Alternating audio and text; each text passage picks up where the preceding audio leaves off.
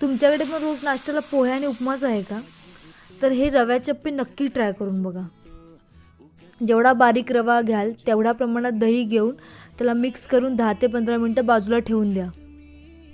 तेवढ्या वेळात लसूण, मिरची, कोथिंबीर, शेंगदाणे आणि आलं यांचं बारीक वाटण करून घ्या आणि हे वाटण त्या पिठामध्ये टाका.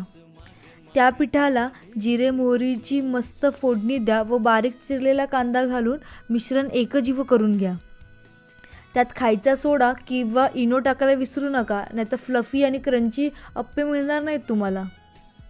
अप्पे पात्राला व्यवस्थित तेल लावून हे बॅटर टाका आणि मंद आचेवर त्याला 10 ते 15 मिनटं भाजून घ्या. आतमधून मऊ लुसलुशीत आणि वरतून क्रिस्पी, खायला एवढे भन्नाट लागतात ना. नक्की ट्राय करा आणि मला कमेंट बॉक्समध्ये नक्की कळवा तुम्हाला ही रेसिपी कशी वाटली.